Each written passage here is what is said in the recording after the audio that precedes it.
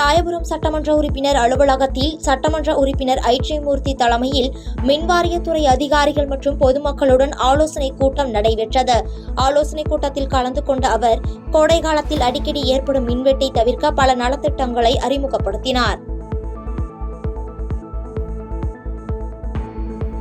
பெரம்பலூர் அருகே தொண்டமாந்துறை கிராமத்தில் ஆற்றில் மீன்பிடிக்க சென்ற 2 இளைஞர்கள் மீது மின்சாரம் பாய்ந்து உயிரிழந்தனர்.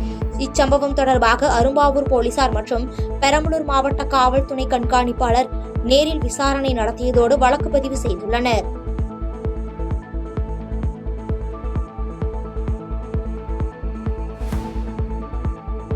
நாகை மாவட்ட மீனவர்கள் 24 பேர் மீது இலங்கை கடற்கொள்ளையர்கள் நடத்திய கொலைவெறி தாக்குதல் விவகாரத்தை கண்டித்து செருதூர் மீனவ கிராமத்தினர் வேலைநிறுத்த போராட்டத்தில் ஈடுபட்டனர்.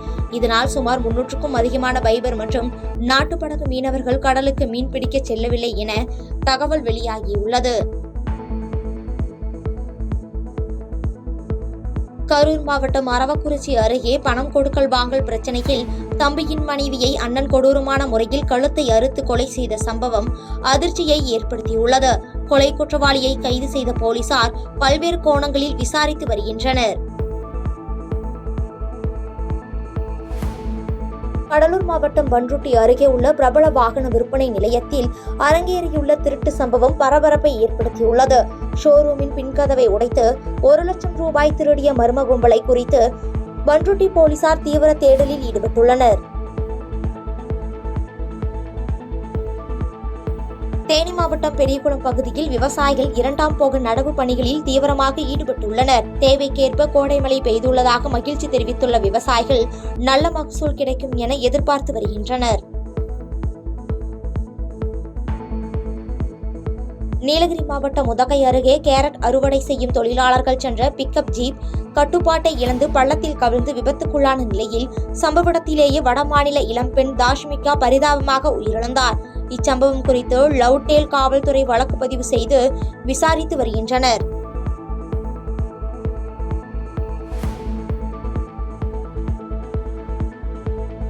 புதுச்சேரி மாநிலம் காரைக்கால் அருகே பழமை வாய்ந்த புனித செபஸ்தியார் ஆலயத்தில் தேர்பவனி சிறப்பாக நடைபெற்றது. ஆலயத்திலிருந்து புறப்பட்ட 5 பெரிய தேர்களும் முக்கிய வீதிகள் வழியாக வலம் வந்த நிலையில் இதில் ஏராளமான கிறிஸ்தவர்கள் கலந்து கொண்டு புனித செபஸ்தியாரை வழிபட்டனர். மதுரை மாவட்டம் திருமங்கலம் அருகே அதிமுக சார்பில் நடைபெற்ற மேதின பொதுக்கூட்டத்தில் சட்டமன்ற எதிர்க்கட்சி துணைத் தலைவர் RB உதயகுமார் கலந்து கொண்டு உரையாற்றினார். அப்போது பேசிய அவர், திமுக ஆட்சியின் விளம்பர மாடல் தமிழ்நாடு மக்களிடத்தில் அட்டர் பிளாப் ஆகிவிட்டதாகவும் போலி நாடக கம்பெனியின் இரட்டை வேடத்திற்கு பூட்டு போடுவோம் என்று கடுமையாக சாடினார். புதுக்கோட்டை திருக்கோகர்ணம் பகுதியில் அமைந்துள்ள புதுகை மாதா ஆலய 22ஆம் ஆண்டு திருவிழாவை முன்னிட்டு தேர்பவனி விமர்சையாக நடைபெற்றது. தொடர்ந்து ஆலய வளாகத்தில் நடைபெற்ற சிறப்பு பூட்டு திருப்பலியில் ஏராளமான கிறிஸ்தவர்கள் மற்றும் அப்பகுதியில் உள்ள பொதுமக்கள் கலந்து கொண்டு மழை வேண்டி பிரார்த்தனை செய்தனர்.